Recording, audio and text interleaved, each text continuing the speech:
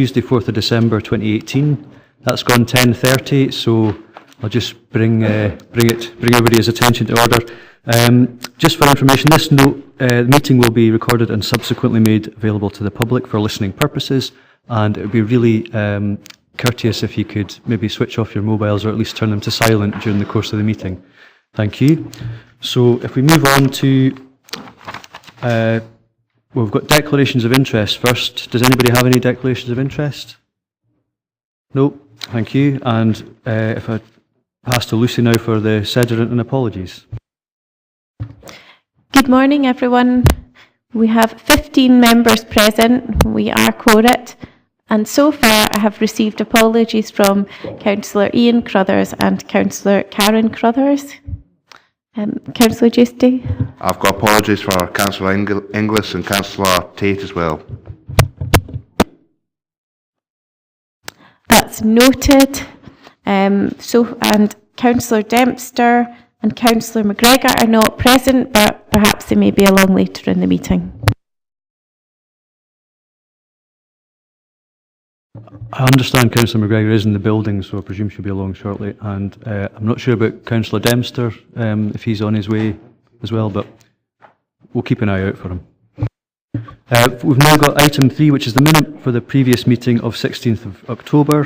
That's for approval. Are we happy to approve that? Yep, thank you. And up next is item 4, which is external scrutiny of social work services, August to November 2018. And we're being asked to note this outcome and consider the progress being made. We've got Heather Collington here to speak to the report. I'm just wondering if there's anything you'd like to add to this before we get into the scrutiny, before we open it up to members. The only bit that I'd want to add would be people, elected members will recall that in the previous number of reports, we've been able to report that all of our services have been at 4 and above. And there's clearly been some changes in this one. And you'll also recall that, as in previous reports, at the point at which we've had services dip to a 3, we then bring that back and we report on that so that you've got an ongoing note of the progress that they're making before their next inspection. Thank you. So just given that there's some of the reports we'll see today, there's a 3 in terms of the reporting. That's external scrutiny, but we would expect, and I think we've sort of been blessed because we haven't had any 3s for a good while, but we would expect that quarterly reporting, is that right, that would be in terms of the progress update against the recommendations? Yes, they are. The external scrutiny report comes to every other committee. Thank you. So members, do we have any questions for the officers today? Councillor John Campbell? Yes, thank you. On page 15, it's quite disappointing, I know. I mean, there's probably various reasons why we're getting 4s and 3s, but in the Cairn Ryan House, the requirement, which is the second paragraph down, is where it says Dumfries and Galloway Council must introduce. Well, I would think the word should be will introduce a new approach to the planning staffing levels. And could I ask the question of at what timescale would that be? Thank you. Thank you, Councillor Campbell. Whilst this is absolutely disappointing in terms of Cairn Ryan House, we've had some significant issues with regards to staff within the unit, and we have already started to ensure that those changes are in place. So it's not something that we're waiting for, it's already happening, and we've already made some changes both within the internal and external management, line management of the unit. Thank you. And Councillor Maitland? Thank you, Chairman. Yes, I must admit I read this and thought, this is sort of, some of this is pretty basic stuff, really, considering we ensure that robust communication about and assessment of individual needs takes place with appropriate agencies and social workers. The Chief Social Work Officer has begun to sort of explain that there have been problems, but is there anything underlying this? What's been happening? Because there's been a change, and I think we ought to have some background and assistance with understanding what is going on, because this is disappointing. Thank you, Councillor Maitland. Clearly I can't have a conversation about individual staff members, but it would be important that members are aware that there has been significant disciplinary action taken against staff, and some of this situation has come to light as a consequence of inappropriate behaviour.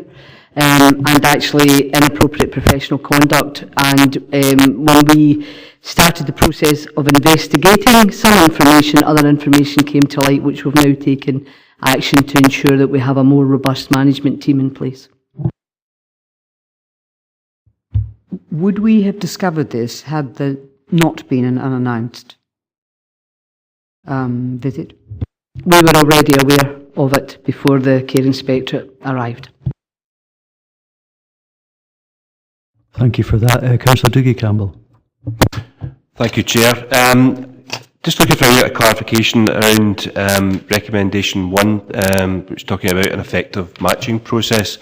In the next paragraph, in relation to progress, it speaks about the response to this, but the only exemption is where there's an emergency placement. I'm just interested to know how frequently do you have emergency placements, and what impact does that have on the ability of staff to address the needs of the young people that are already in Cairn Ryan? If you could answer that, that'd be helpful, please.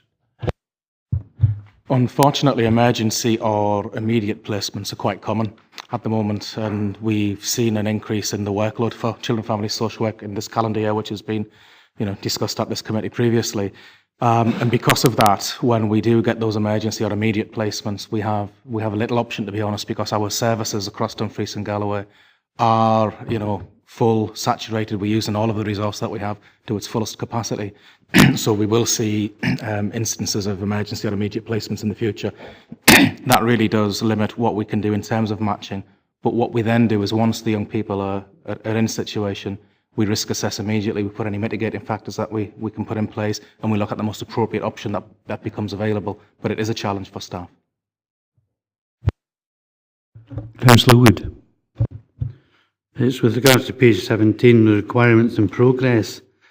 There seems to be an issue here about registration. Can you tell me what the process is that has failed and that we haven't been registering them in time?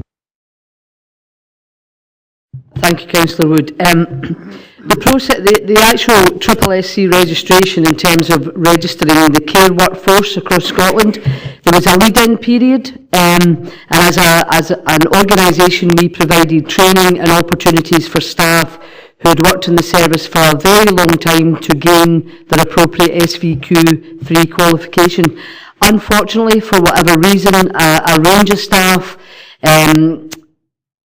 not a huge number, but a number of staff did not complete their opportunity to conclude their SVQ3, and consequently then have them in a position that they could register and work within our unit. So that has absolutely caused us some challenges, despite a significant amount of support being put in place for them. But clearly, under the legislation, they're required to be registered, and it's appropriate then that we have to deal with those staff that have chosen not to fulfil the requirements of their registration. It's a very clear national process. We have to authorise it, we have to give opportunity, which we fully complied with, but some staff members have chosen not to conclude that, some have chosen to no longer work within the care sector, and some have chosen other career pathways. Come back, Andrew.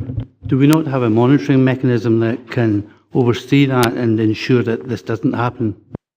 We do, and we do monitor those the situation with regards to those members of staff and put extra support in. Ultimately, if they refuse to submit their final elements of work that allows the award, there is absolutely nothing we can do as employers at that point, other than remove them from their current role.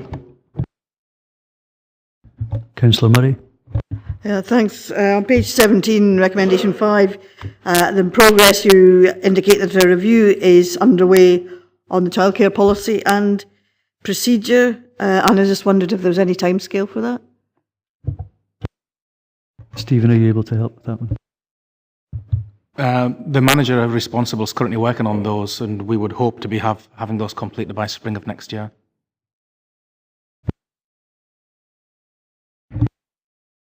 I see no further questions for the report at the moment, so if we can go to the recommendations.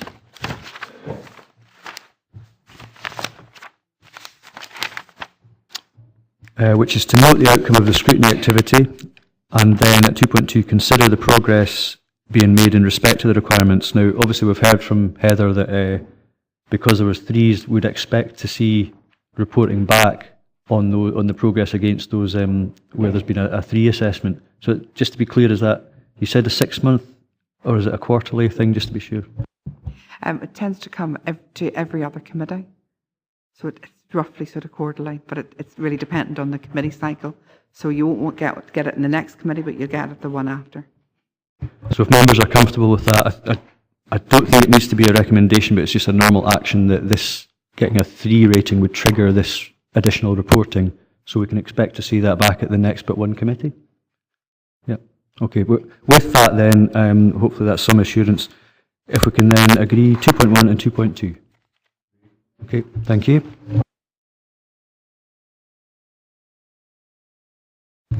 So the next item is the clinical and care governance update. We have Julie White here to speak to this report. Obviously there's a few items in here which happened at the IJB meeting last week, which will require an update, but Julie's here to give a verbal update and speak to this report. So I'll hand over to you, Julie. Thank you, Chair. Thank you for the opportunity to come along and give the Social Work Services Committee an update on the issues that have been considered by the IJB's Clinical and Care Governance Committee over its last 2 meetings. Due to the timing of the committees, we were only able to present in the paper the output from the meeting on the 16th of July. And I'll give some feedback. One of the items that was discussed at the meeting on the 16th of July was the review of day services for older people. Clinical and Care Governance Committee reported back to the IJB last week at its meeting at the end of November the outcome of that, the deliberations of the Clinical and Care Governance Committee, and the IJB agreed to issue a direction to the local authority to implement the recommendations of the day services review.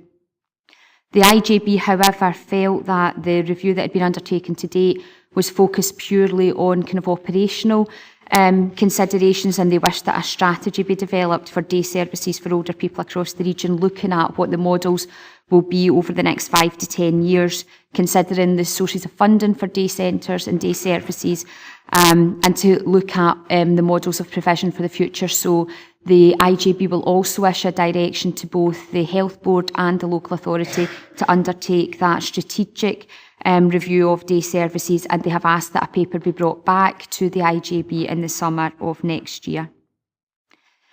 Following the IJB meeting last week, there was a further meeting of the Clinical and Care Governance Committee of the IJB, and unfortunately due to the timing of papers etc. being circulated, I wasn't able to include an update in the paper around the output from that. So the key issues that were considered at that meeting were feedback on progress with our consultation and engagement strategy. The IJB has a participation and engagement strategy that was introduced 3 years ago.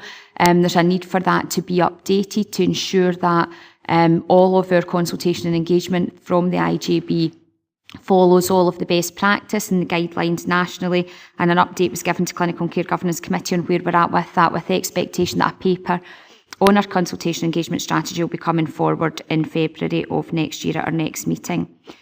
We also provided an update.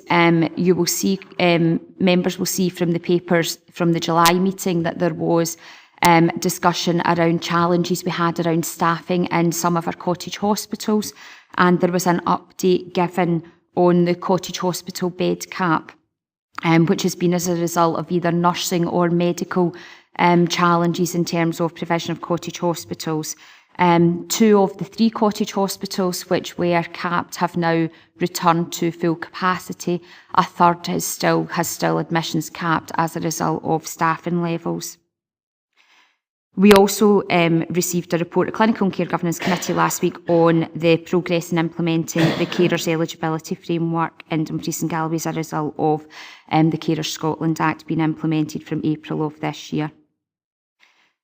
Finally, just for me, is just to say that in terms of the governance arrangements for the IJB, just wanted to inform members that we did hold a a seminar for members on the 22nd of November in this chamber to outline the proposals around all the governance arrangements, including the role of Clinical Care Governance Committee. Councillor Thompson has asked that that presentation be circulated to all members to ensure that everybody, those who weren't in attendance at the seminar, are able to see the presentation. That presentation is part of the process of us developing a paper on the governance arrangements, and I offered at that seminar to come and speak to individuals or groups, however you would best feel that take place in terms of the governance paper as it evolves. I'm happy to answer any questions. Thank you, Julie. Councillor Murray? Yes, you said that the IJB would be issuing a direction to implement the recommendations of the review. Now, I know that the recommendations may be in the background papers, but could you actually summarise for us what those recommendations are? Because I know that elected members are getting inquiries from people running day services and so on who are a bit concerned about what's going to happen. A number of the recommendations are purely about us looking at the role of the day centres in particular, and there was a specific recommendation around the day centre in Kirkconnell, which was operating as a lunch club effectively, and for that to cease. And that I understand has already been has been discussed with the management committee of that day centre, who are working with the Health and Social Care Partnership to look at what alternative arrangements can be put in place for that community to better meet the needs of older people in that community. But all of the recommendations are set out. There are a number of recommendations that are set out in the Day Services report, which is attached with the papers that come. However, in terms of governance, it's for the Clinical and Care Governance Committee and the IJB to approve the recommendations of that report. Councillor Little? Tracy? Thank you, Chair. Hi, Julie. Page 20, 3.7, Patient Services Report, Complaints and Feedback. Just a little bit of clarity, just key issues of the committee was to the compliance with the 20-day timescale for response. How successfully been able to, stick to that? That was in relation to the NHS complaints process, which was fed back. There are still some challenges in meeting that timeline, particularly in our hospital services, our acute services and our women and children's services. The Health Board itself took a report earlier this week in relation to that, where we are still failing to meet the standard in relation to the 20-day turnaround, but have instructed myself to move forward with appointing additional staff to support it, simply because of the volume and the complexity of the complaints. But the Health Board have instructed me to recruit additional staff into that team to address the challenge of the complaints timeframe, but it is still a concern. No, thanks for your honesty and information about an action point to make that better. Thanks, Julie. Thank you. Councillor Dougie Campbell. Thank you, Chair. I wonder if I could ask about the section on volunteering in the report. I'm really interested in the proposal to extend volunteering into the cottage hospitals, and I see that there was a series of events throughout November. Interested to know what the response was to that. Would the role of the volunteers be any different in the day in the community hospitals? And also, just something that's come to my mind in relation to what you were saying about day centres. Would the development of a new strategy for day centres look at the role of volunteering as a way of supporting staff? Thanks. In terms of the volunteering, we've actually been extremely surprised at the level of support that there has been in the community in terms of volunteering. So we've held a number of events across the region. Many of them have been really well attended, but we're still in the process. Obviously, to recruit volunteers, you need to work through a recruitment process and go through all the disclosure policies, etc. So I'm not able to give you, as they've just finished at the end of November, the exact numbers of volunteers that we'll recruit, but there has been positive feedback from each of the communities around volunteering in our cottage hospitals. within the main hospital and the infirmary, the largest hospital, we've used volunteers in a number of ways. We've used them as sort of at the welcome desk, so supporting people coming into a new environment who are going for an appointment in a building they don't know and are often sort of anxious about it, to just take them to their appointment. But importantly, within the wards, we've used volunteers for befriending of people, perhaps, because we've got 100% single rooms in the new hospital. So for people who have maybe travelled a distance, who can't have family to come and visit regularly, and they have been extremely successful. We've actually got over 200 volunteers now within the new hospital. So our ambition would be that the volunteers, obviously within the cottage hospitals, the environments aren't as big, so we wouldn't need the kind of welcome desk volunteers, but certainly in terms of the befriending and the support, and just, things like reading newspapers to people who maybe need some support around that, just providing someone, to talk to. So we absolutely see that sort of befriending role as a really important one within all of our cottage hospitals. And I'll certainly feed back in terms of the numbers that we've recruited for the cottage hospitals. But as I say, we've had really positive response from our communities around volunteering. I think the idea of us looking at how can we build day services across our communities using volunteers, and how do we best support the volunteers in that, is absolutely something that we need to consider in that longer term strategy around day services. Thank you. Councillor McClelland. Thank you, Chair. Julie, 3.9, you mentioned two of the three hospitals that have returned to normal levels regarding the bed number cap. Which two of the three are they, and which one remains restricted, and when are we likely to see that return to normal level? Thanks. So the two that have returned to the normal capacity are Moffat and Castle Douglas.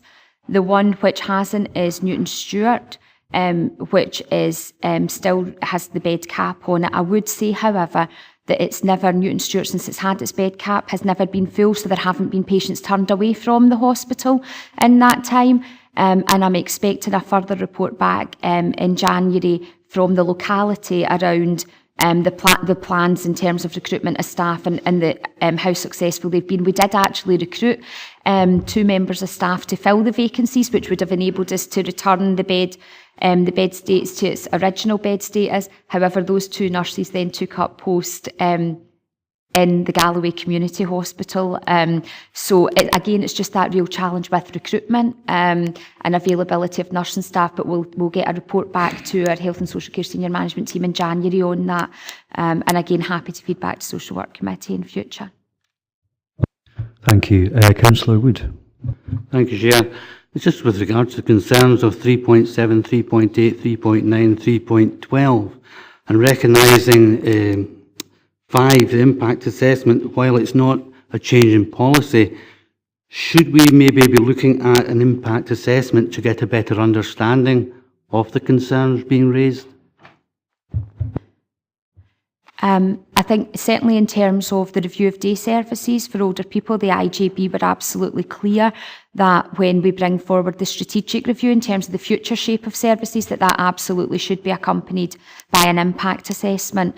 The others, I think in terms of the cottage hospital bed cap, that was a very kind of rapid decision that had to be taken as a result of us not having safe staffing levels. But certainly, again, if there was to be any longer term change to the bed numbers, then that would absolutely incur an impact assessment alongside it. No, I personally would find that very helpful, because there may be a requirement to have policy change. Thank you for that. We now have Councillor Tommy Sloan. Thanks, Chair. It's just a use of the terminology in you said, Julie, in the talk of the cottage hospitals, you said earlier there was a cap on staffing, as well as a cap on beds. Now, I take it, it's no a cap on staffing as such, it's just you've got vacancies.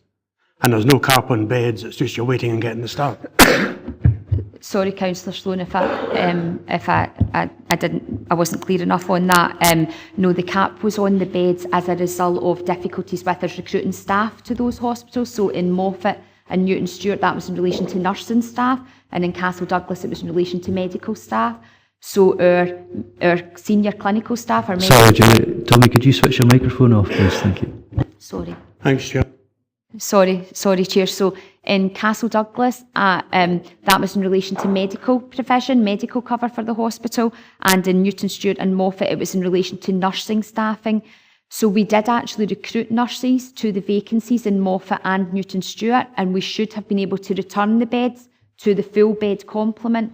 However, as I said, the two nurses who were recruited to Newton Stewart subsequently took up posts at the Galloway Community Hospital, which has left us with a vacancy again at Newton Stewart. So we are, we're expecting a paper back in January to look at the position around that. But as I've said, to give you assurance, Newton Stewart during that period of time has never been full, so there haven't been patients turned away who needed access to Newton Stewart during that time. Can I say, Julie, the point I was trying to make is there's no actual cap in place. There's a recruitment problem. And once those positions are filled, the cap doesn't exist. Yes. The cap was as a result of the recruitment problems, yes. So there still is a cap. We can't take any more patients than the 14 patients at Newton Stewart Hospital at the moment because of staffing levels. Once we recruit into those staffing levels, you return your bed numbers to their full complement, which has happened in Moffat and Castle Douglas. Thanks for that clarification. Councillor Dempster. Thanks, Chair. Just to go back to the Julie Day Centre in Kirkconnell, and I had a long discussion with Graham Albrines, and I accept exactly what the assessment set out and what the decision was, but the Health Board still fund a post in Killahome Building Healthy Communities, and I think we're missing a trick if Building Healthy Communities isn't encouraged to pick up the void, if you like, and there is a resource there, and as I understand it from Graham as well, there are resources available to support the community if there was a mechanism to do that.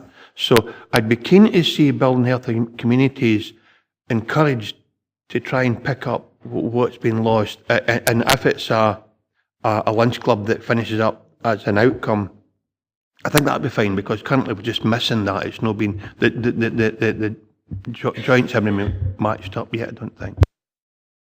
Julie, is that something that would be determined at a locality sort of level? Thanks, Chair. I was just going to say, Councillor Dempster, I'm absolutely happy to pass on your comments to the locality manager. I think certainly what I've asked through Graham and his team is that we work with the Building Healthy Communities team, that we work with the community in Kirkconnell to assess what is needed in that community and how we can best meet the needs of that community. So that is absolutely something that we would ask the locality to take forward. But I echo your thoughts that we need to make the best use of the Building Healthy Communities resource that we have in that area as well. Thanks for that, Chair, and I'll do that as well directly. Thanks, Julie. Thank you. Councillor Nicholson. Thank you, Lord Julie. I noticed in the meeting of the 16th of July, there was remarks regarding oral health monitoring, but there's nothing in the paper regarding that. And I just wonder if you could maybe give us an update on that. I do find it very difficult. I think the last time I spoke in here as well, I was talking about minutes of the meetings of the governance and IGB, but particularly I had a look to see if there was anything that I'd missed in the minutes of that meeting, and I couldn't find any minutes at all. The only minutes I could find in the website was ones from October 2017. So I couldn't look up any minutes from these meetings. You had meetings in April and July and October, and the only ones I could find was ones from October 2017, and they were draft minutes as well. But I don't know whether there's some difficulty there with systems, or maybe it's me looking up the wrong places, or whatever it might be within that. But it's very hard to get a handle on some of what's happened at the minutes. If you could maybe enlighten us on that oral health well-being, first of all. No, I appreciate there's a link in the papers here which leads to documents that are on the Health and Social Care Partnership website.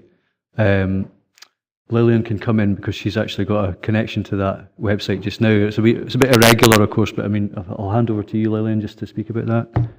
I'd certainly be happy, Councillor Nicholson, to show you how to access those papers. I've got them here, just in case there was another issue with them. So sorry, I can access all the agendas. It's the minutes. they're here. They're actually here as well. I've got the agenda and the minutes on the website. So I'm not sure how that, but we've got them here. Right. So I could make some comment if you wished on the full papers here on the oral health monitoring. No, just on that, and that may be a technical thing that you've got to look at, but the one that's coming up in October 2017 is in their draft, and it's not very good if the public actually want to have a look at that as well.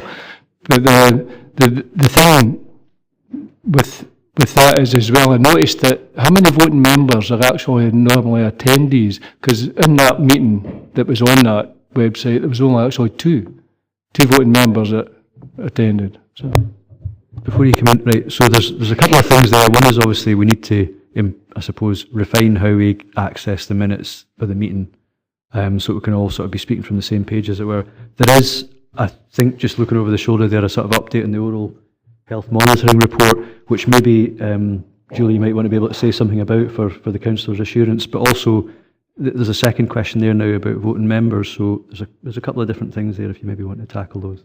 Thanks.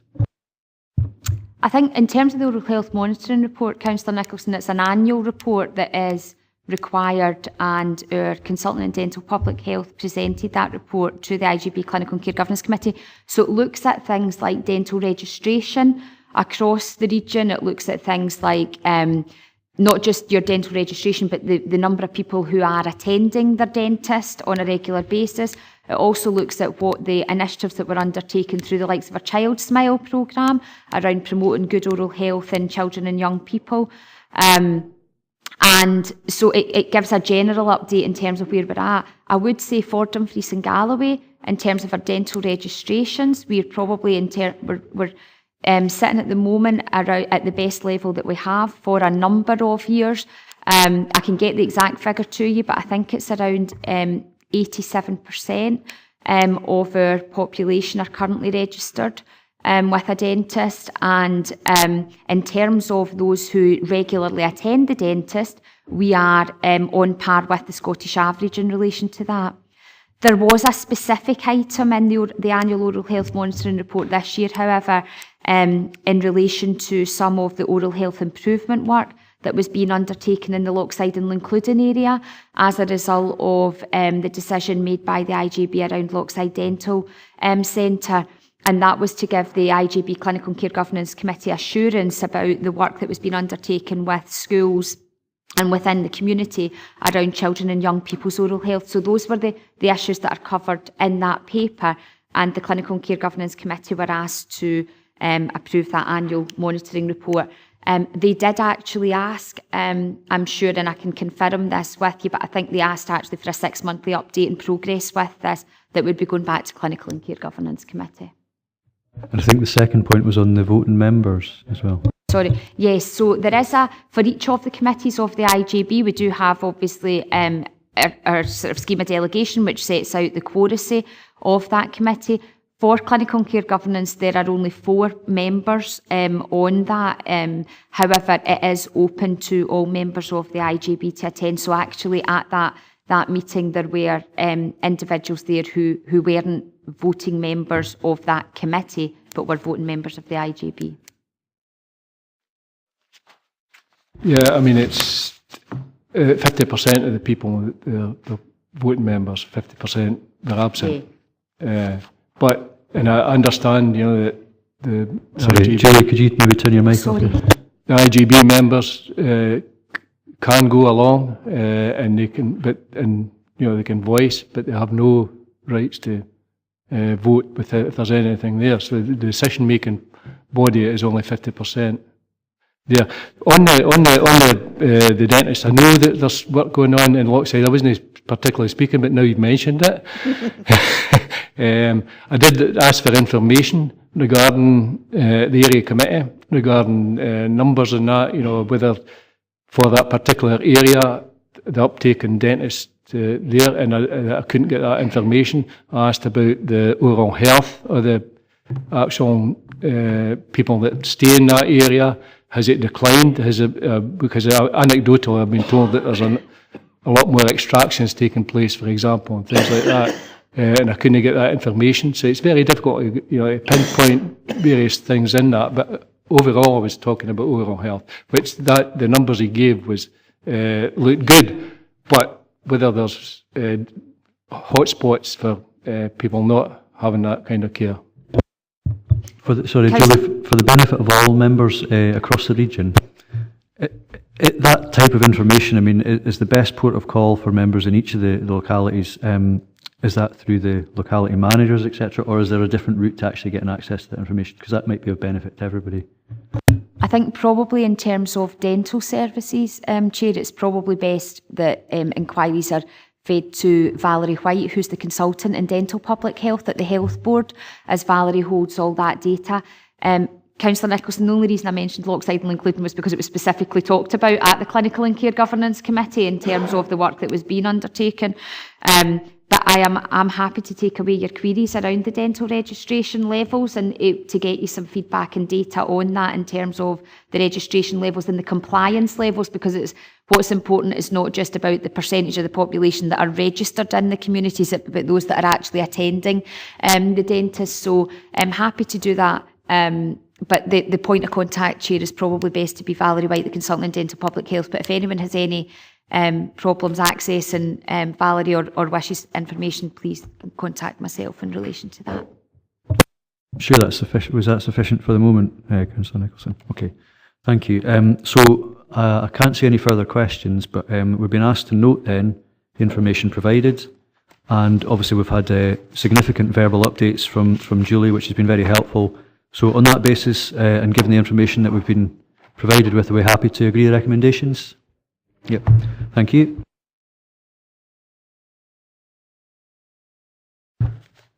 Item 6 is duty of candour. So I will hand over to Lillian to talk through this if she's got anything additional to add. Otherwise, I'll pass it over to members for any questions. Thank you, Chair.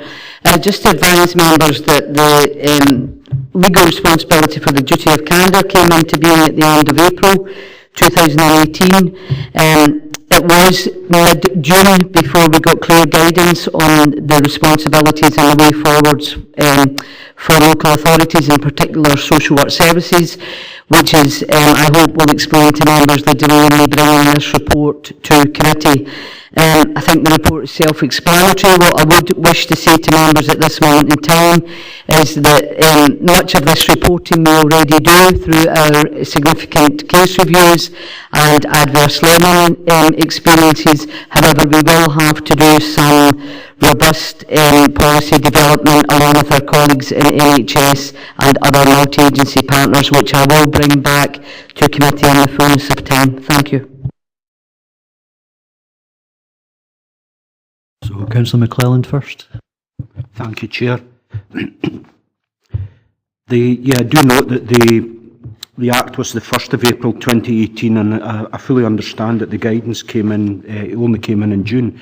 But there are a lot of points and a lot of bullet points on here which would suggest that there's still a bit of work to be done regarding compliance. So I'm just really wondering, with all the sort of information that's here, when do you think we'd likely to be in a position of compliance with this new Act? Because I do note that it was initially, I think the provisions were in the Act in 2016, but I do appreciate that the guidance has only come out in the summer. But the question is, when do you expect to be compliant? I absolutely accept that we've still some work to do. However, what I can give members assurance is that much of the areas of compliance we are already undertaking. The actual numbers I anticipate will be very small in terms of us having to actually report on adverse harm caused by the result of inappropriate care. However, we already are compliant with the Act. It's just we have to conclude the work in terms of our policy update But to date, we haven't had any areas where we would be required to report on. However, if we were required, we have policies in place to do that. Okay, I can't see any further hands up for questions, so if we go to the recommendations, 2.1 is to note the implications of the new Act, 2.2 is to note the resource implications regarding implementation as per 3.12, and Lillian, you did say that you were going to bring back a report, so I think we probably need to have that as a recommendation. Would that be right, Lucy? Yes, that's right. Thank you. So basically to articulate that you bring back a report in the fullness of time, is there I would say within the next, probably not the next. Sorry, Chair, I would probably say not the next committee, but the following committee. Thank you. So with that clarified, are we happy to agree those recommendations? Thank you.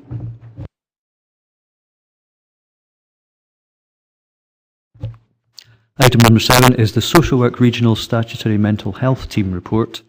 Here we're going to be asked to note the role and responsibilities of the Social Work Mental Health Team. I think we'd asked for this at a previous committee, so it's good to have this detail in front of us. Lillian, do you want to add anything to this? Thank you, Chair. Yeah, members had asked for a report which clarified the statutory role of the mental health team and why that was not part of the delegated services. I hope this report provides that information. However, if members feel it would be appropriate and if they require any more information, we'd be happy to undertake a presentation at the next Social Work Committee. Thank you.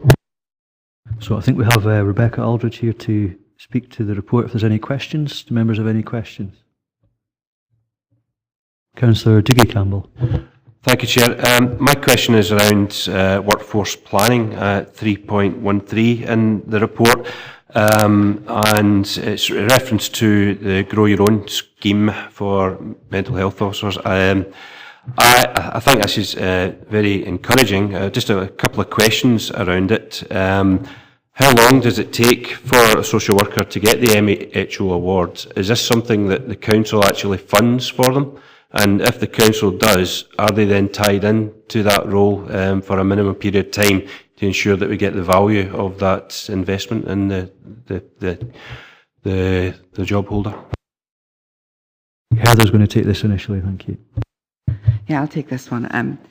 The mental health officer training is a year long, and I think sort of the move that we made in terms of trying to bring in people who were basic grade social workers was about encouraging people who had an interest but who would commit themselves to doing the training and obviously coming back to work with us. So whilst we haven't at this stage formally built in you need to stay with us for 2 years or 5 years, we're looking at people who are already sort of fairly well embedded in the service, who've worked for the service for quite a bit of time, who've gained their basic experience and who are now wanting to move on career-wise around thinking about specialising in mental health. The opportunity to do it as a Grow Your Own has really supported that because it has allowed us then to look and say, we do have a vacancy and therefore the person who's coming in is brought in at the basic grade against that mental health officer vacancy. So they have a guarantee that when they've done their training, there is a post for us to put them into. And that in itself is really supportive for staff. But they can use that period, certainly the year of doing their training, and sometimes it's a number of months before, because it may be they come into us as a basic grade worker on a vacancy maybe 6 months before the next training is due to start. So they can build up sort of like a year, 18 months worth of really solid experience working in the mental health field before they take on those statutory duties. And that really helps them then in terms of their ability and the quality of their output in terms of the training that they go for. And so that has worked really well so far. The feedback from our staff has been that has been very helpful and worked well. Thank you. Councillor Little. Thank you, Chair. My question is regarding exclusions in secondary schools. While I agree that it's halved, so it's very, very positive. What? Councillor Little, I think we're not yet at that report, but we're still on item 7 just now. Beg your pardon, but I'll come back when that's... Do you have any further questions on item 7? Oh, sorry, I beg your pardon. Councillor Howie, I didn't see you there. I note the increase in powers of attorney up 75%, which is commendable. And the difference that makes, if any members present do not have one, get one. And say very quickly, just what's the difference in cost between a guardianship and a power of attorney to the service? The costs involved and the implications to the service, the difference between a guardianship and a power of attorney. I think this is going to Lily in this one. I couldn't give you the exact figures. I'm certainly happy to get them for a year over that, but it's approximately about £350 of a difference for guardianship, more expensive for the local authority. And Councillor John Campbell. Thank you, Chair. It's paragraph 3.14 where it says that 60% of the current staff are 55 and over, and there's one social worker undertaking their MHO training. Now, I'm just wondering, are they below 55 or over 55? I'm pleased to say they're under 55. And I think the issue here in terms of that succession plan, which we're really clear about, is that in order to bring that age range down, it's also linked to vacancies.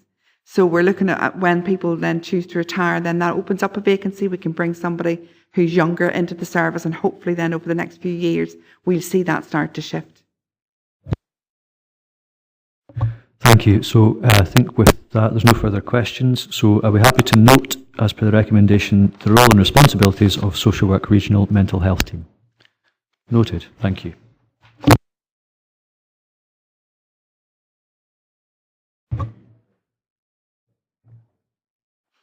So item 8 is the report on the corporate parenting plan. This is the reporting, advising us of the reporting arrangements for the corporate parenting group, and to get a verbal update, if Stephen Morgan's willing to do so, as the author of the report. This is about noting the key messages from the corporate parenting annual report and progress made in addressing looked after children attainment. So Stephen, over to you.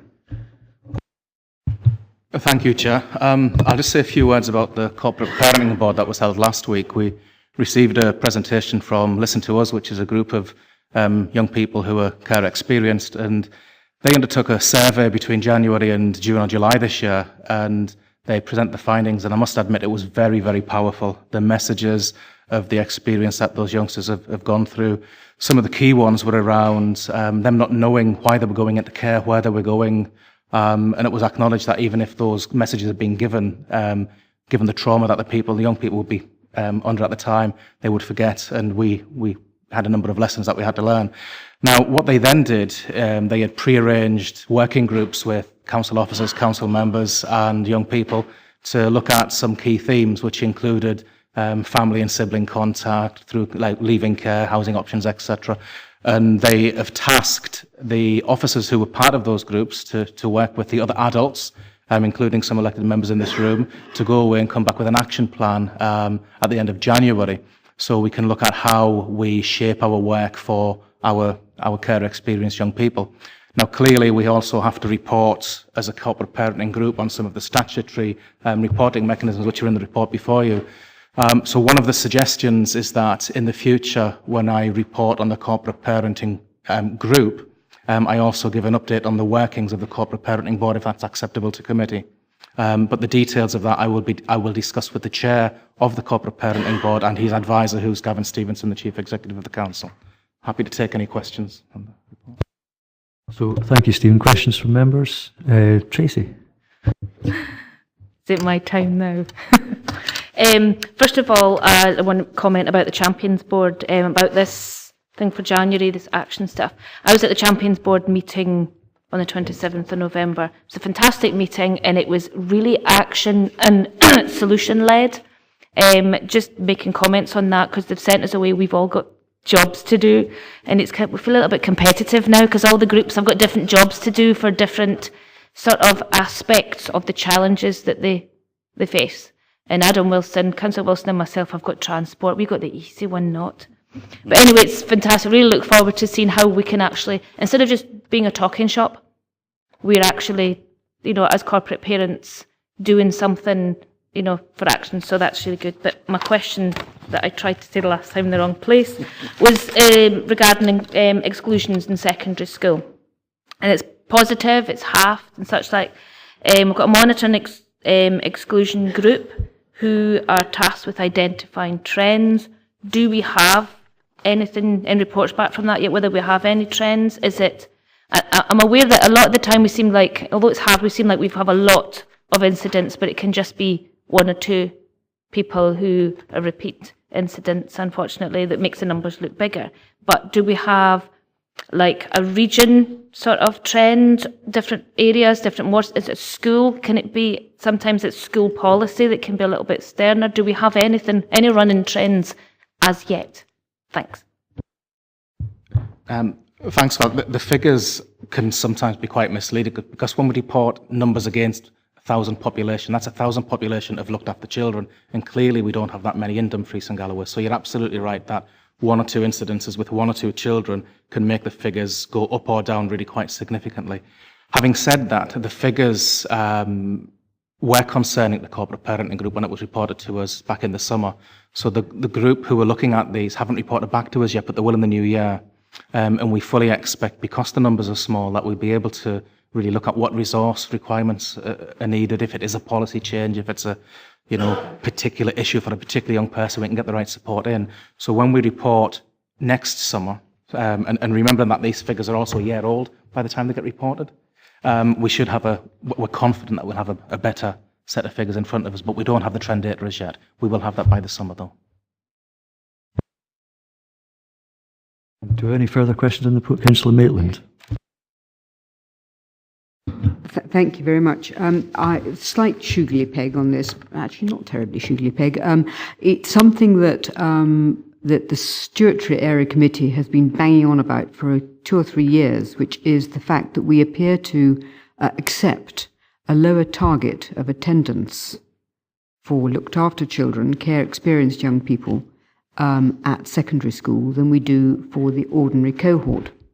And while I understand that it's extremely difficult, nevertheless, the attendance rates for primary schools looked after children is actually better than the general population, which is really interesting. It then nosedives, and I think it nosedives. It cannot be helpful that we anticipate looked after children, because it's in our targets, of not attending school 1 day in 5. We have an 80% attendance target, might actually be 85. Sorry to be absolutely inaccurate, I don't have the figures right in front of me, but it is not actually expecting a good attendance. And since we're putting in quantities of resource to assist children in schools, it seems to me completely potty not to expect them to attend in the same way that we expect our the whole cohort to attend. So I think I'm really saying in this, I'm aware that it will be set in SIPL, the targets will be set in SIPL, but I'm saying to my colleagues, can we please examine this? When you come to looking at it, can we please examine this target? Because I think it's unacceptable to expect less when we actually know we can do so well in the primary cohort. Thank you, Councillor Maitland. So, I mean, I suppose there's a question there which Stephen can help disentangle, which would be, what we're going to do about it. I mean, obviously there's a variation between primary and secondary. Is there an underlying reason for that? Do we know what that is? And obviously there's a managing expectations as well aspect. So, thank you for that. I think what we've got to remember about secondary age children is their emotional development is very different. For a primary age child, the stage of development one's going through isn't anywhere near as challenging. Once you hit your teenage years, you start to relive any past successes and any past traumas from your emotional development. So we fully expect people in secondary school to go through some of those very challenging times, and therefore their behaviour will change. Different stimuli will impact on them differently. So we are aware that there's a significant change in the terms of the human growth and development, particularly the emotional human growth and development of a teenager, hence why the target might be a bit lower. We absolutely hope and put all of the resources, as you said, in place to keep that levels up. And as you'll see, it's over 80%. There has been a dip in this reporting period, but we put all the resources that we can. But there's a very, it is around that emotional development and the challenges that particular age of a human being go through, why we have that lower number. That's the reason why. But I think you're right, we should discuss that and debate that as to what we do expect. But we shouldn't expect too much of people if we know that the trauma they've experienced is going to impact them, particularly at this stage in life.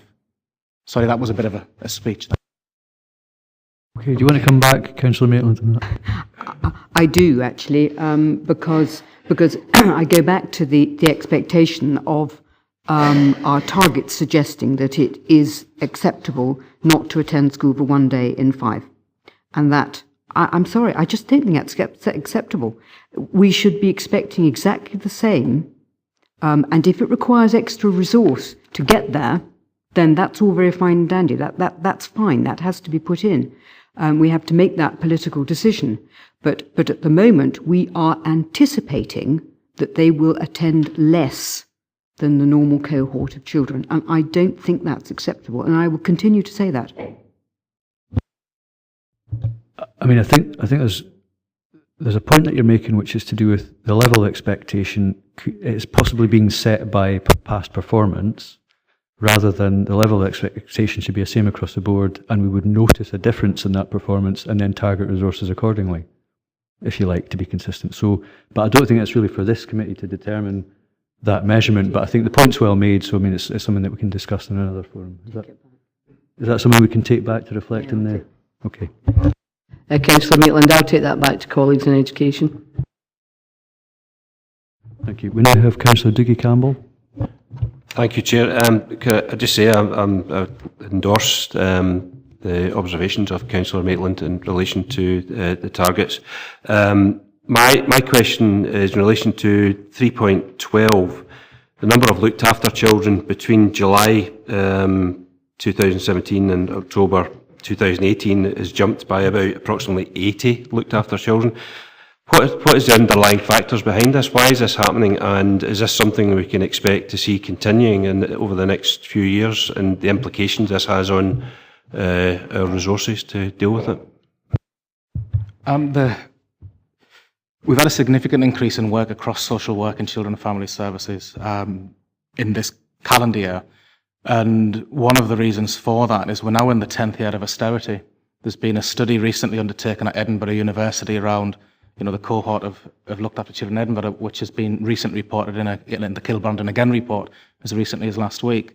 And those children who come to our attention, those families that come to our attention, tend to live in poverty a lot of the time, in the lowest socioeconomic groupings. And we're now in the 10th year of austerity, and all of the, I'm not wishing to be at all political, but all of the recent policies that have come from Westminster and sometimes from our Scottish administration have impacted most negatively on the poorest people. And because of that, we're seeing more hardship, less ability to meet their own needs, feed themselves, food banks, etc.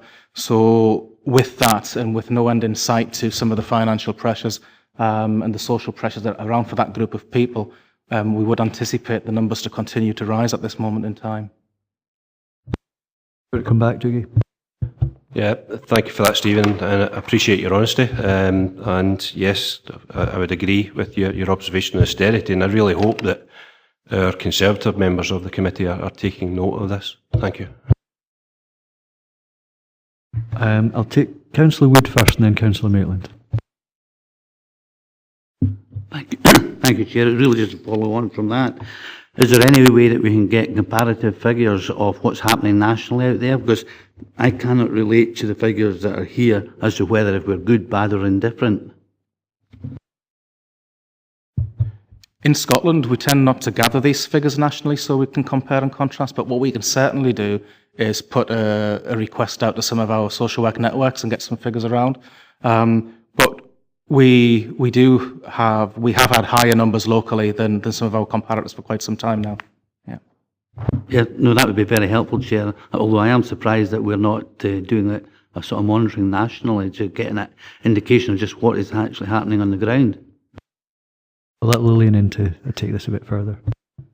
I mean, we certainly don't have that information in terms of direct monitoring in comparison, but we do use information that we can gain from our colleagues in terms of localities and regions that are of a similar size and nature. But there is evidence through our national work at Social Work Scotland that these increases are happening nationally.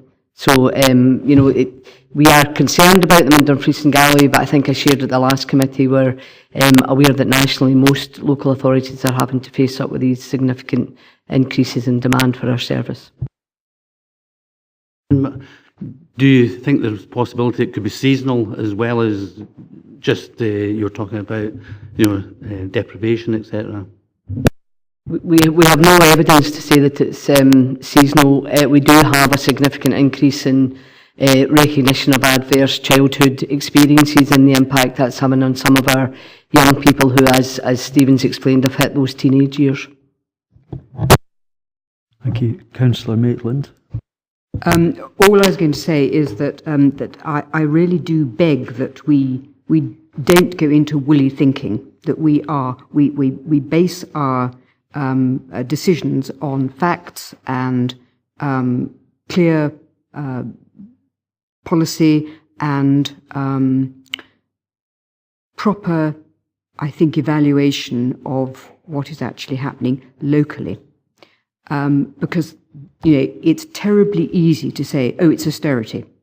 And as far as I'm concerned, looking at the poverty figures, there definitely are problems, but I think we need to be very, very specific about where these are happening, what the comparators are with respect to our region, whether we've actually allocated resources in the correct place locally, within region.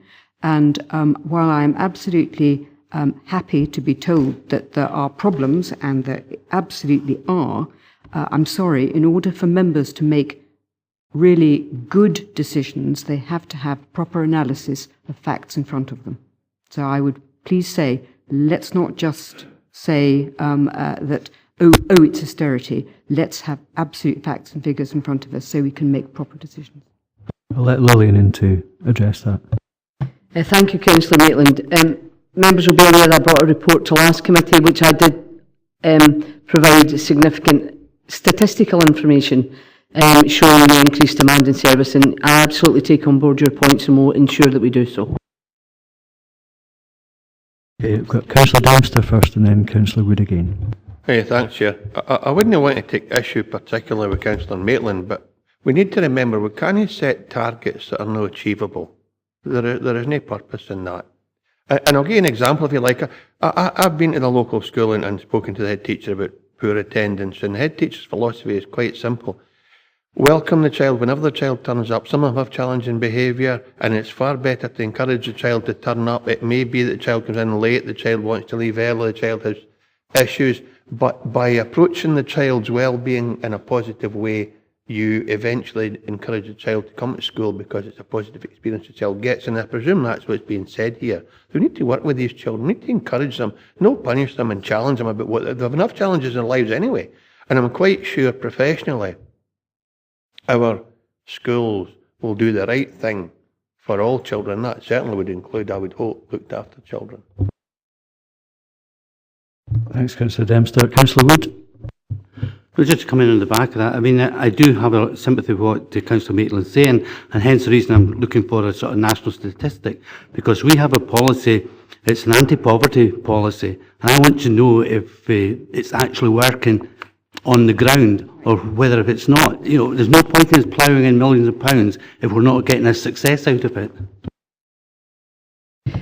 Councillor Wood, we were fortunate to receive some of that additional poverty funding, and whilst we've not concluded the evaluation of the pilot, the indications are that that has been a positive way forward, and we will be bringing that evaluation report to committee once we have concluded the 18-month trial. With that then, there's a few. Oh, sorry, I beg your pardon, Councillor McKee. I couldn't see you there, David. Thanks. I'd forgotten I was here. I think just for Councillor Maitland's information, well, it's not for our information, I'm sure everybody else here is of the same view that we want these children to achieve to their maximum We're not looking to run them down because they can't attend school for one reason or another. We've got to try and support them. But what I'd like to see actually is in exclusions for primary on page 32, the rate per thousand in 2013-14 was 23.6, and it's increased to 151.8. But these are distorted. What I'd like to see was the actual figures, if possible, of the children that's been excluded over that time. So, because obviously over that period there'll be a few that's in and out a number of times, and it could be quite distorted. So if we could get actual figures, if that was possible. And the exclusions for secondary, it's good to see that it's reduced as well. And looked after children, at the end of the day, they're our responsibility, and we've got to work very hard to keep them in the school. So I would hope that we can agree that way forward. But if we could get a breakdown of the actual figures of exclusions for primary, I think that would be very helpful. So, Steve, thank you. Stephen, is there a way that we can capture that, obviously, without getting to the point where you can actually identify individuals, because that's obviously a concern? We tend to work on if it's a less than 5, then we don't report, as you'll see from the secure care numbers here. And when we're speaking about 151.8 of 1,000 population, when we've got 300 to 400 children, you're probably speaking about 5 to 6 children, but we can certainly get the actual figures. And if they don't fall below 5, we could say that. And the reason we don't fall below 5 is obviously children can become identifiable. Yeah. Thanks. Sorry for missing you there, Councillor McKee. So, with that then, if we can go to the recommendation, which is to note the key messages, obviously taking on board the comments in terms of the additional information we might like to see to help inform us better, and also Lillian did endeavour to take back as an action to education in terms of how we look at the attendance rate. Yeah. So if members are happy with that, to note the recommendations, then can we go ahead on that basis? Thank you.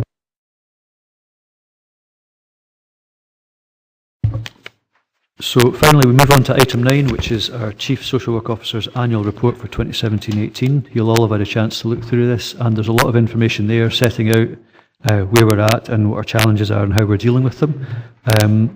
So Lillian's here to speak to her report, and I don't know if you want to add anything, just a preamble, but obviously members will, I'm sure, have some questions. Thanks, Lillian. Thank you, Chair. Members, I just would wish to advise that this report clearly is up until the 31st of March 2018. But I would like to take this opportunity to thank the Social Work Services Committee for the support during that period of time. I think it's important to acknowledge that we have been provided with huge support from this committee, and certainly myself, the senior management team and the staff appreciate that. I'd also like to table a special thanks to Heather for her assistance in the bringing together of this report, as you will appreciate contains a significant amount of information. Thank you. So we'll kick off with Councillor Dempster, followed by Councillor McClelland.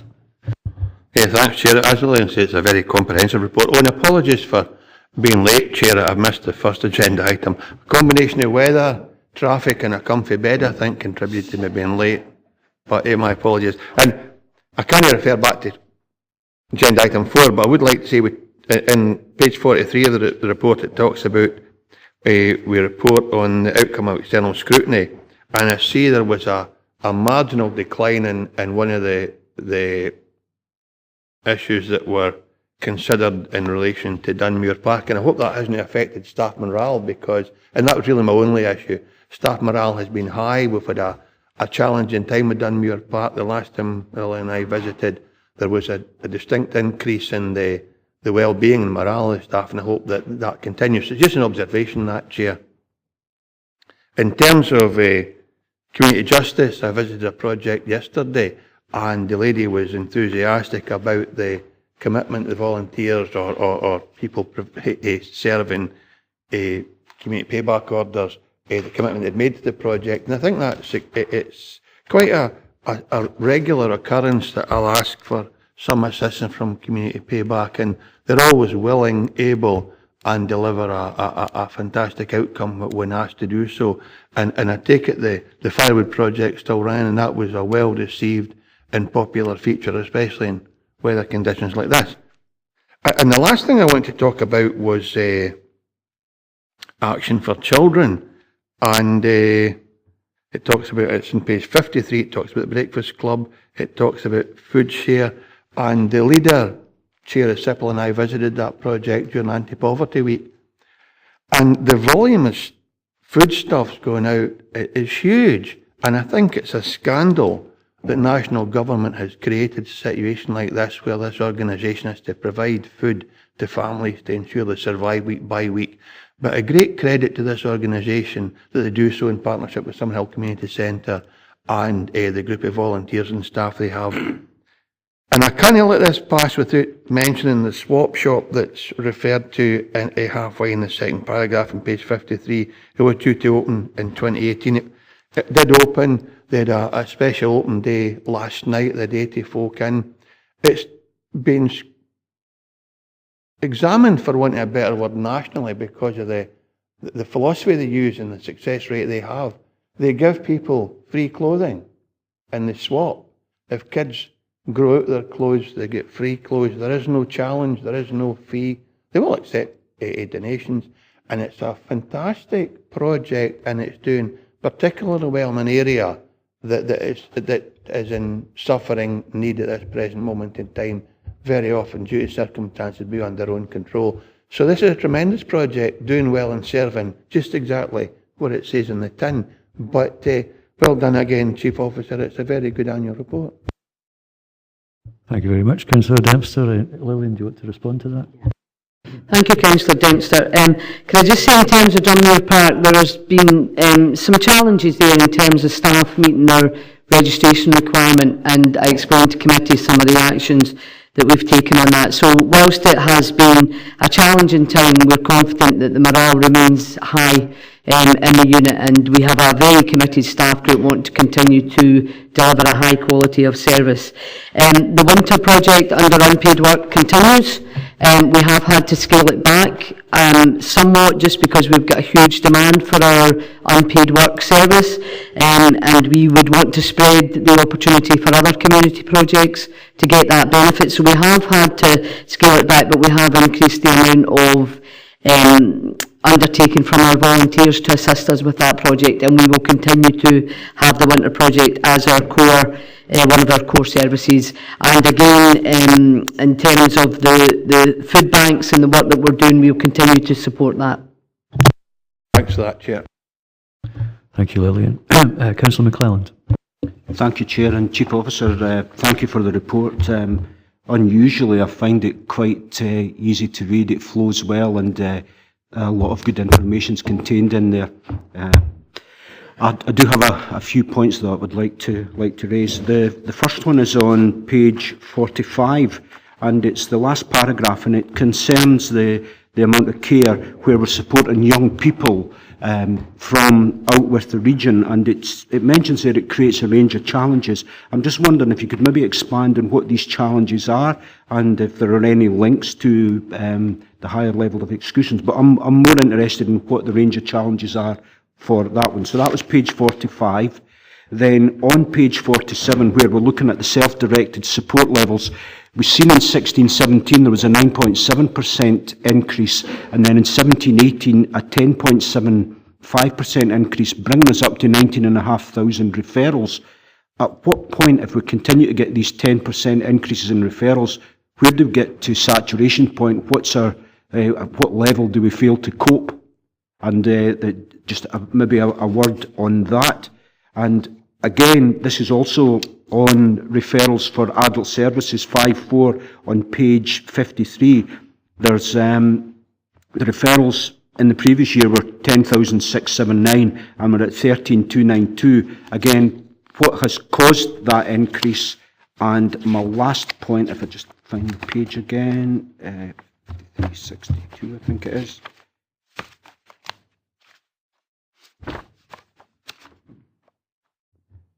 My last point, again, it's on referrals on page 49. It's where we make reference to the low level of referrals from GPs, and we're stating in the report that we'll continue to work with GP practices to increase awareness of the availability and benefits. I'm just wondering if we've got a handle on why there is such a low level of referral from GPs, and what work's been done, and do we know what is the reason behind this low number of referrals? Sorry if that seems a lot, but I have read the report. Good scrutiny there, Councillor McClelland. Lillian, can you deal with each of those? Thank you, Councillor McClelland. I'll try and answer all your questions. In terms of the residential units, we are specifically referring there to some of the challenges that we have. In Dumfries and Galloway, we have a high percentage of external providers who have units and accommodation in this region. And many young people come into our region and we are not aware that they are in the region until there are issues. And when those issues happen, because they're currently in this region, they then become the responsibility of the social work service until we can get the placing authority to then take back the responsibility for their own young people. So an example would be a young woman who was involved in an incident who ended up detained through criminal justice. The sheriff would not allow that young person to be released because there was no secure placement. That young person came from south of the border. My staff had to remain with that young person in the cells for 4 days, 24/7, until the hosting local authority, which was South Shields, made provision for that young person to return to their care. So that's where I talk about the transfer of burden, and we are unfortunate in terms that we have lots of external providers in this region. I would have to say, however, that we've done a huge amount of work with the Care Inspectorate, who registered these residential units, and we've done some work with our partner agencies to try and ensure that we are, one, aware of these young people when they come into our region, which is now generally 90% when it's a Scottish or the local authority policing, and we've probably reached about 50% now of English authorities that will advise us. But we still have a huge issue in terms of cross-border placement. But we have done a lot of work with Care Inspectorate, who have the responsibility for the management of the units and the inspection of the units. But it does present a transfer of burden for us. That has lessened, but it's still a challenge for us in terms of this region. So hopefully that clarifies the point on page 45.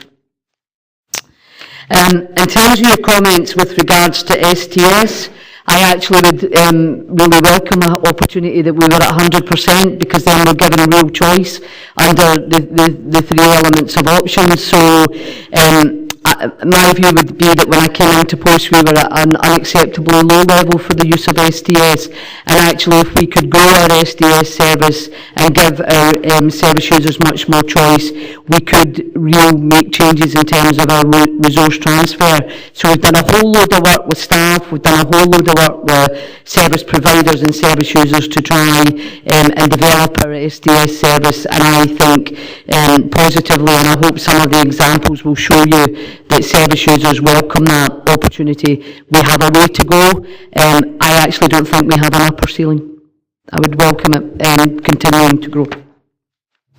If I move on then to page 49, which is the engagement with general practitioners, then we have made significant progress through the partnership, through the Health and Social Care Partnership, and whilst GPs need to fully understand some of the services that we can provide, we have a responsibility for our localities within the Health and Social Care Partnership to engage with those local GPs to ensure that they fully are aware of the services and the route and pathway for referral. So I would still accept we have a way to go, but there's certainly been some progress and a clear pathway in order for that to happen. And in terms of adult services, again, as Stephen explained, with children's services, we've had a huge increase in demand for a range of reasons, both in our children's and our adult services, which again the Health and Social Care Partnership are aware of, and we are looking to try and do early intervention to try and minimise the reduction in referrals at the crisis point. I would say, however, that part of our role and function is any referral that's made, we have to go through the full assessment and then make sure that we screen those referrals appropriately and direct them on the pathway which will give the correct resource.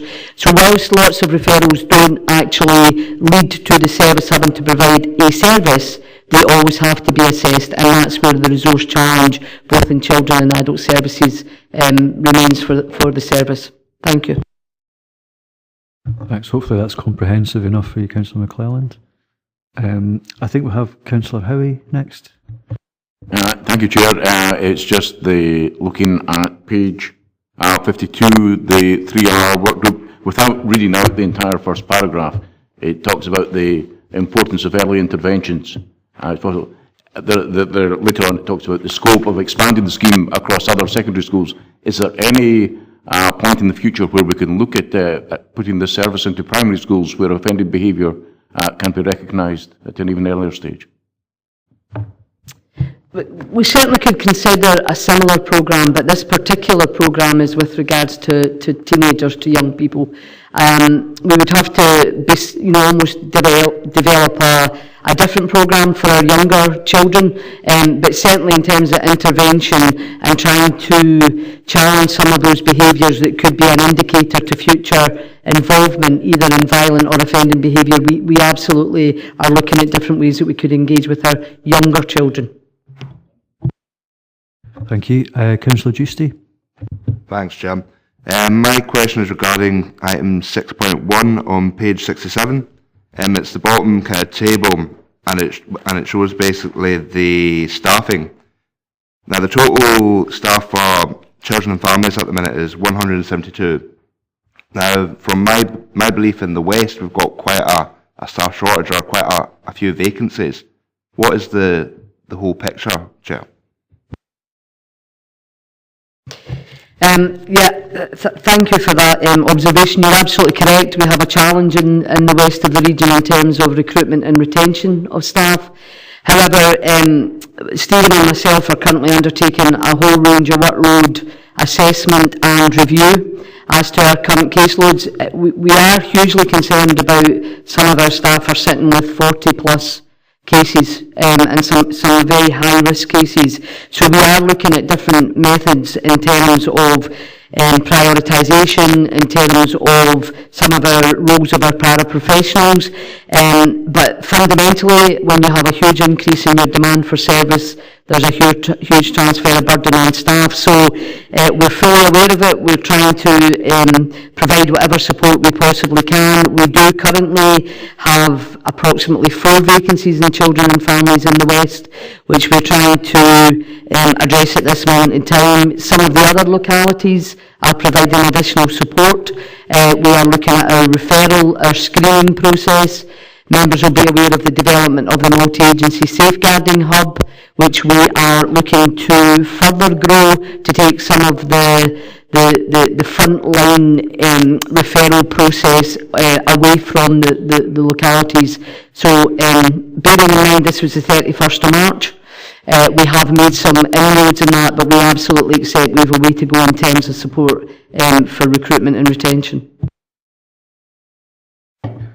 Councillor Tracy Little. Thank you, Chair. Hi, Lillian. This has been a good report. I have to concur with Councillor McClelland's observation on it being an easy read. In fact, it's one of the very few reports that I've been able to sit down in one sitting and digest everything, and then go back and make my notes and comments. So that's been really positive. Unfortunately, it meant that everybody's done the same and been able to come with loads of questions, but I have noticed they're positive questions for just some extra information. But I've got 2 questions, if you don't mind. On page 51, it says we've got 12 care experienced young people who are currently attending college or university, and a further 3 young people who commenced their further education placement in September. What's this? What's kind of the maybe not the percentage, but how many is this compared to how many are actually leaving education for positive destinations, and the ones that aren't going to college and university? What's our positive destination for them? How are we managing to work with them? And I'll just say the other one. On page 61, it's about the community payback orders. I'm a huge fan of this. I don't believe prison is the best place for most offenders. We're all well aware that there's very many distressing backstories to most people's lives. And community sort of inclusion is valuable. So I'm always very happy with this. But my question is, we anticipate that CPO numbers are likely to rise in the coming year as Scottish Government extend the assumption against short prison sentences to 12 months. And I think this is very positive. Do we have more businesses and organisations coming on board with this? I remember in reports before we had a list of different people and organisations that are using the service and are very, very positive and complimentary about the access to this service. How are we reaching out? Are we getting more people on board, and how do we manage to reach out to them for that? Thank you.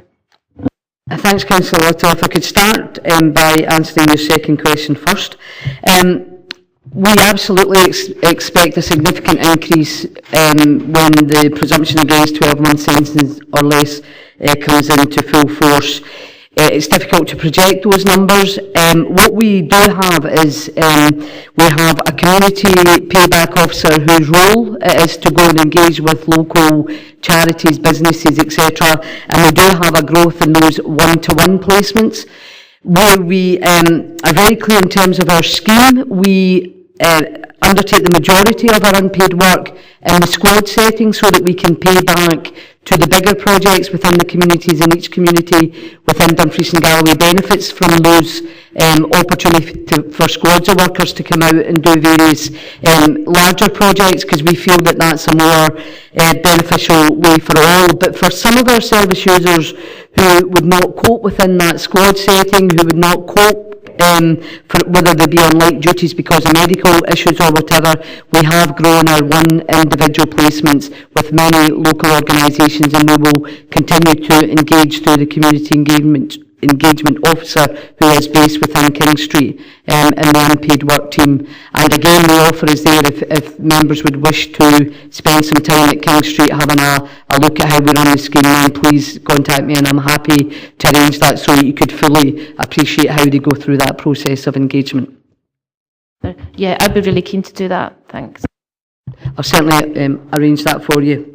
In terms of our destinations, in terms of our young people, we're really proud that we've managed to support young people to go to university, to go to college and complete further education. I think that's a real positive outcome for them. We do have a number of young people who have chosen vocational pathways, career pathways, and again we'll continue to offer support to them up until the age of 25, as is our right to do as corporate parents. We do have some young people who have not had a positive experience of education and may have left education with limited qualifications that allows them to go through a vocational or a college university placement. So we do have to look at some bespoke packages in terms of support, helping them become involved in volunteering, and our leaving care team will undertake that work with some of our young people. Thank you. Councillor James. Thank you, Chair. I'm also on page 67, like my colleague, and far from Wigtonshire not having enough children's services, you might think, looking at the figures, they've got too many, so 35 against the Stewart to only 11. Why is that? Are we doing something correct in Stewartry that we don't need as many, or what is it? Or is it the fact that you have more capacity in Wigton? Is that attracting more customers, or? Can you explain it, please?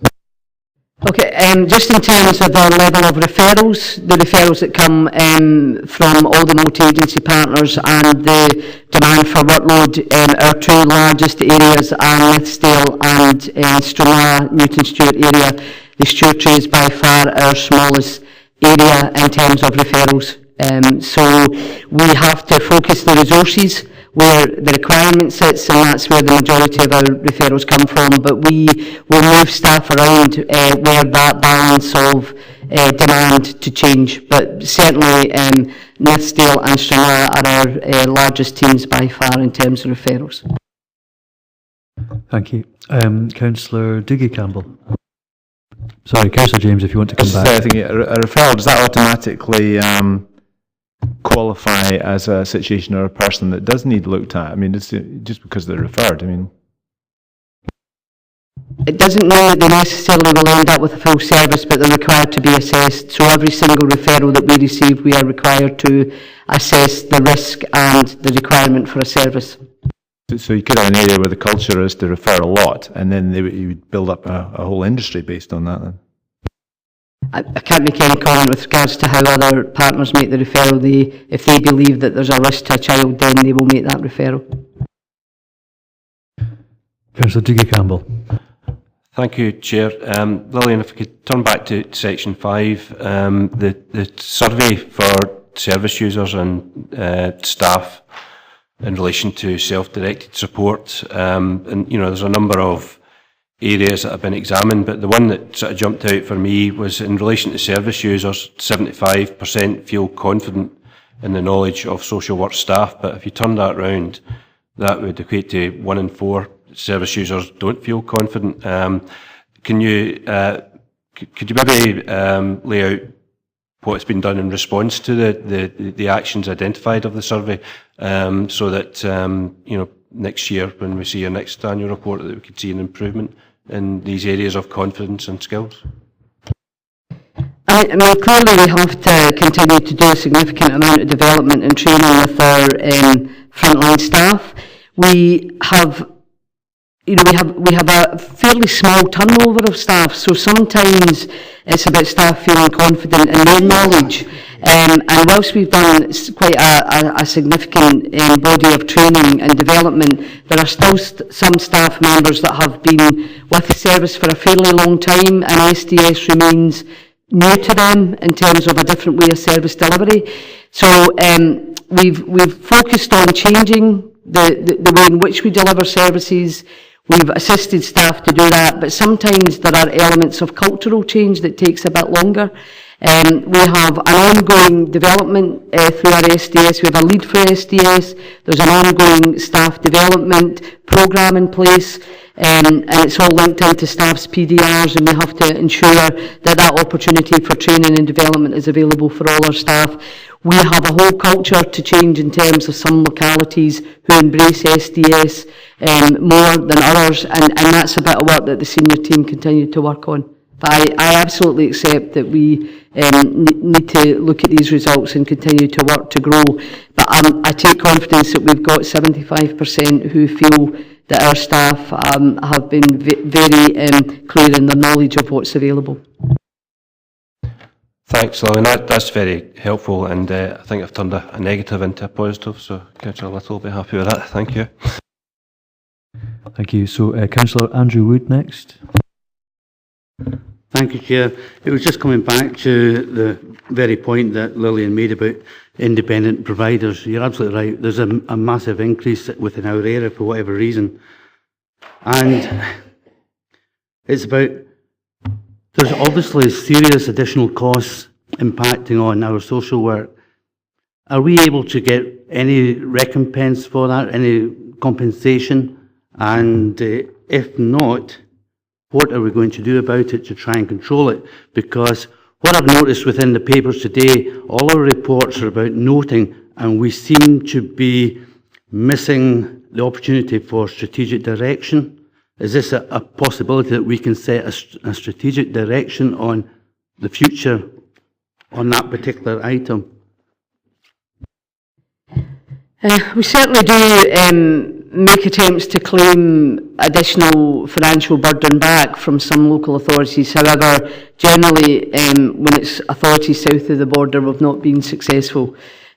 So really the way to do this, and this committee has already written to the Care Inspectorate raising a number of concerns. The way to try and continue to challenge this is through the Care Inspectorate, who have the responsibility for the registration of the units. The other way may perhaps be when the units come to planning for a change of use. because we, from social work side of it, will not know that these units are coming into the area until they become registered with the Care Inspectorate, and they can't become registered with the Care Inspectorate until the planning permission is granted. So that may be another avenue, and I have already raised it with colleagues in planning. However, ultimately, if third sector organisations wish to set up within Dumfries and Galloway, then they have a right to do so, and it is up to the Care Inspectorate to give them robust registration in terms of the service that they provide. We have been much more effective in holding them to account than in the past, but we have to continue to work along with colleagues from Police Scotland and NHS, who also suffer a transfer of burden when these young people, with whatever happens with some of these young people. So we have to keep working on that on a multi-agency basis. But our responsibility is for children at risk in our region. I fully accept that, but what I don't accept is that we're allowing the Care Inspectorate basically to undermine what we're trying to do here in protecting these youngsters. And what I would like to see or understand from yourself is how we can assert ourselves in a more vigorous manner so that we get a positive outcome, that we do actually get heard by the Inspectorate. And do you have any other suggestions or any other ways that we can do that? Thanks, Councillor Wood. I mean, this has come up. We do have discussions, Chair, Vice Chair and Chief Social Work Officer about this, and I'm aware that we've contacted the Care Inspectorate before, but it could be a timely reminder maybe to write to them again. So that's maybe something that myself and the Vice Chair and the Chief Social Work Officer can do on behalf of the committee, just to raise that, if that's acceptable to you. Yep, okay. So next we have Councillor Jane Maitland. Thank you. I was going to ask exactly the same question about the workforce issue, about whether it's a sort of carefully assessed distribution of workforce or whether it is historic. But I'm happy to take this up out of the committee. Thanks, Councillor Maitland. Councillor John Campbell. Thank you, Chair. I'd just like to thank the Chief Officer for her report. My question is on page 52, about the bottom half of the page, about Acorn House. Over the last year, there was work taken forward to have a review, and following consultation, there was an agreement for an independent external review, which will be undertaken throughout 2018. 2018 is almost complete. Have you got anything to add to that, please? Thank you, Councillor Campbell. I can see that the review is ongoing at this moment in time with an independent chair, and my understanding is the timescale for the completion of the review will be the end of January, and obviously we'll bring that back when we have that outcome. Thank you. Councillor Dempster. Councillor Jim Dempster. Sorry, I'm dreaming. Just on the back of Councillor Wood's point, do we have the moral high ground in this? In other words, presumably some children with challenging behaviour will move south of the border. Are we billed and do we pay? Or is it a quid pro quo thing that nobody pays? If I'm understanding you correctly, then the placing authority plays the third sector provider within Dumfries and Galloway, so we don't fund as in fund the placements. They're nothing to do with us, those young people, and they're placed by the placing authority, and they play the third sector provider. But we end up, if there's an issue, generally there's a transfer of burden in terms of the financial cost. Thank you. So probably thoughts of the comfy bed you were talking about earlier there, Councillor Dempster. So I don't know if there's any further questions. I think everybody's had a fair go at that. So with that, I mean, I think we should commend the report because it's thorough, it's well written, easy to read, and I think we've covered a lot of the ground that members wanted to ask, and we'll take forward as an action or as a recommendation, just to check with governance, that we will write to the Care Inspectorate. Shall we make, is that a recommendation or an action? Get your advice. I would suggest it's an action point. Councillor Campbell, John. Yeah, thank you, Chair. It's just about the supplement that we got. I don't think there's any need to have the black and white printed version if we get the supplement. It just seems a waste of paper, but I'll leave it up to you. Thanks. I think we maybe feed that back. It's not really for the committee itself, but to the corporate services, I guess, who would deal with production of printed materials. So if we're happy to go with the recommendations with the understanding that there's an action, and we're commending the report as well, and understanding that there's an action that we'll follow up in terms of writing to the Care Inspectorate. Okay, happy with that? Thank you. I have no further business. You're free to go.